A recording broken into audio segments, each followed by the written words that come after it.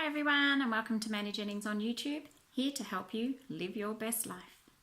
Today I thought I would talk about, is school the right option for your child? So as you're possibly aware, the homeschooling is on the rise, and it's apparently rising around about the 10% per year in America. And I've certainly noticed it on the rise. I'm in Victoria, Australia, and I've certainly noticed a bit of an increase in it as well. I am a mum and sort of always thought I would want to homeschool my kids before I had them. School's not for me. I didn't really enjoy school. I didn't really get much out of school. And the teachers, I know there's different schools, but I just sort of felt dumb. I didn't really feel passionate about it and didn't really get much out of it. So that was one of the reasons that I sort of thought about homeschooling the kids. And their dad, that was my husband at the time, he was certainly against the kids being homeschooled. He's from the thought pattern that kids must go to school. That's the only way they're going to learn. So because I didn't have a great experience, he was sort of saying that's my reasoning, so that's why I wanted my kids to be at home. So because it's a sort of fairly mainstream, that's what you're supposed to do, I did end up putting my child in kinder.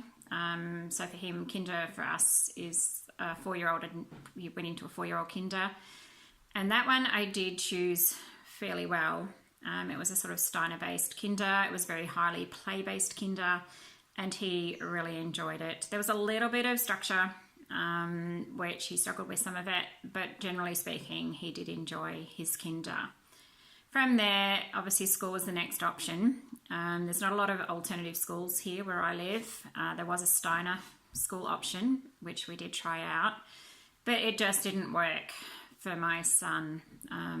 There was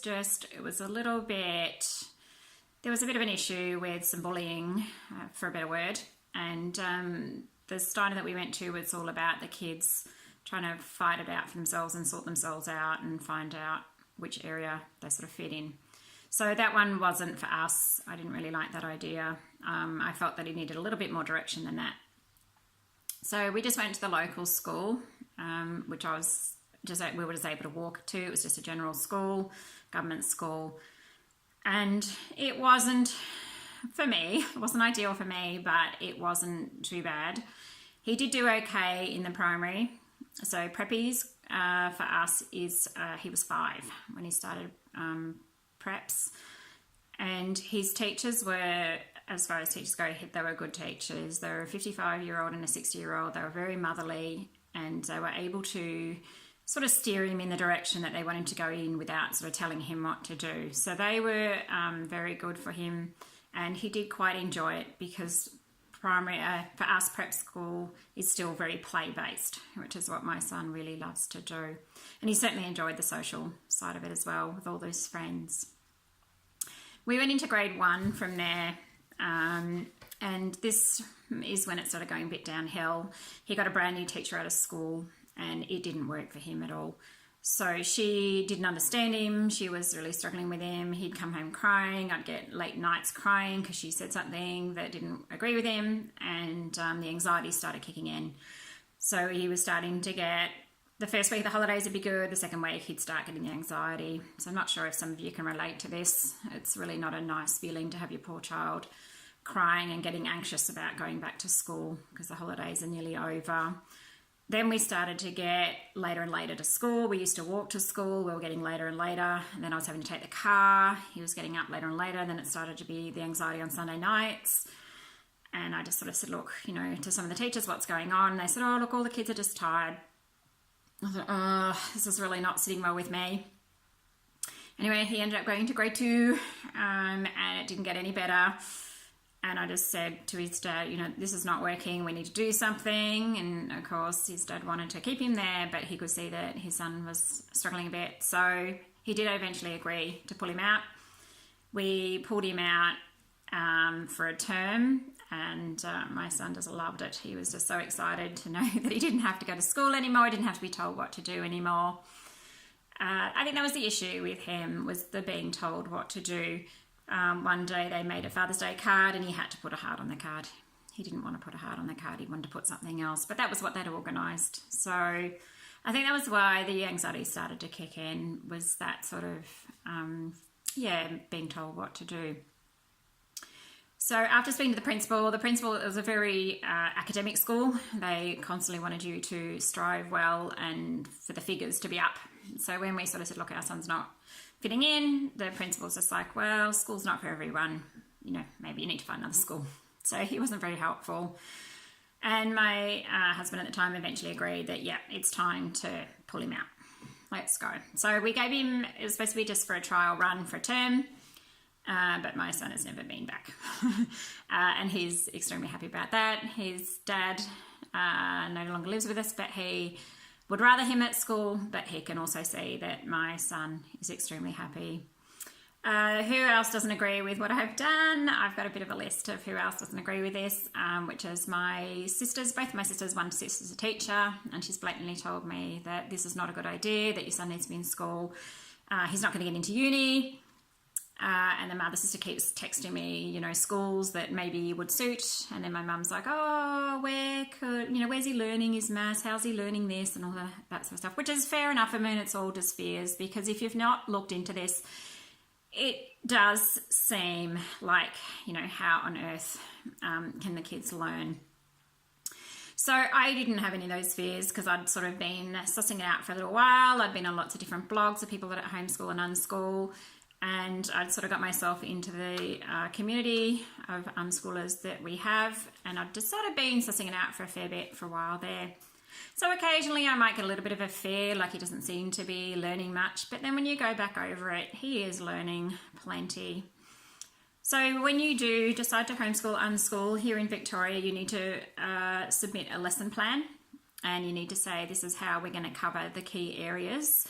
So the key areas for us would be English, maths, science and technology, dancing and arts, history and geography, IT, LOTE, and personal development, health and PE.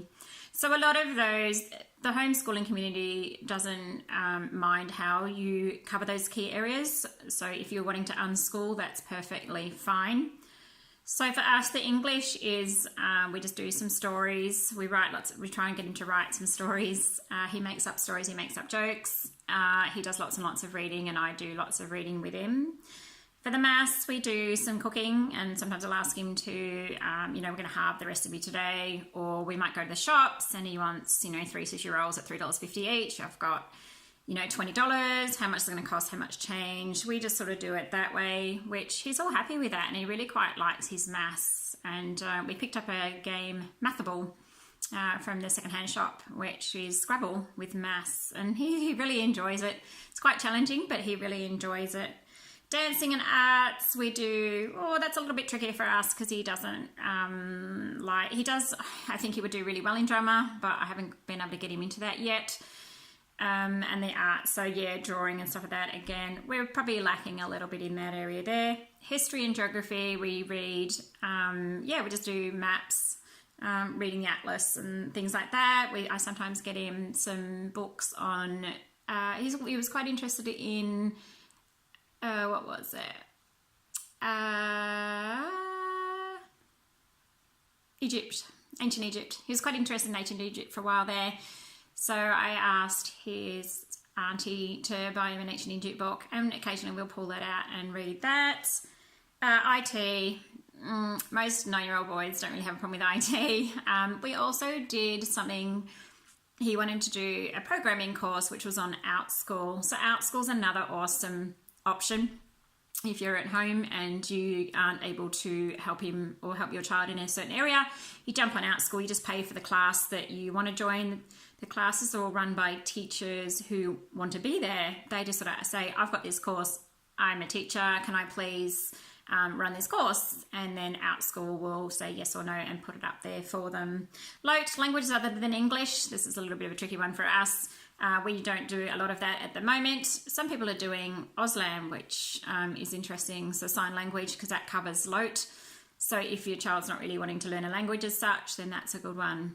But yeah, mine's not really into that yet. And then personal development, health, PE, that's because you're homeschooling. or unschooling, we have the whole day free. So quite often we will just go, we'll be out. Yesterday we went down to Lawn, which was a beautiful beach, about an hour's drive for us. And the day was magnificent. We're heading into winter, but we had a very sneaky, lovely, beautiful autumn day. And so that's where we get all our PE from. And there is lots and lots of different ways that you can cover the key learning areas. It doesn't have to be pure homeschooling where you just bring school home.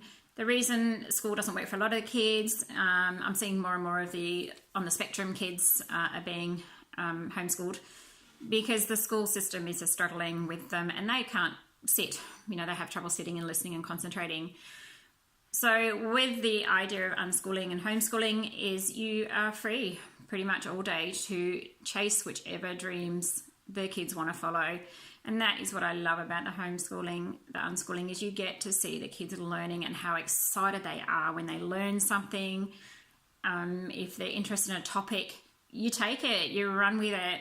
If they're interested in dinosaurs, make some dinosaurs out of clay, watch dinosaur movies, go and see. I think dinosaurs are coming up for us at the zoos in the next week or so. So I think their dad's going to go and take them to the zoos. So all of the zoos in the museum, I think, might even have some dinosaurs as well. So if they get interested in something, try and run with it. And they learn heaps by doing that sort of thing, learning through a project and chasing their dreams. So with the issue of getting them, if they want to go to uni or something like that, the universities are usually very happy to have them because they have been able to learn their own way and know how to get answers and know who to ask. They haven't been told, this is how you learn, this is what books you need to go to. And if they do want to go into uni, which my sister says that they can't possibly, they can ring the uni up when they know that's what they want to do. And the uni will usually love to have them.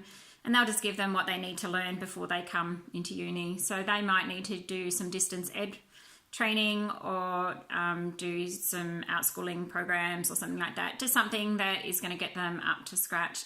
But generally speaking, if they're passionate about it, they will find a way and they will go for it and they will do extremely well.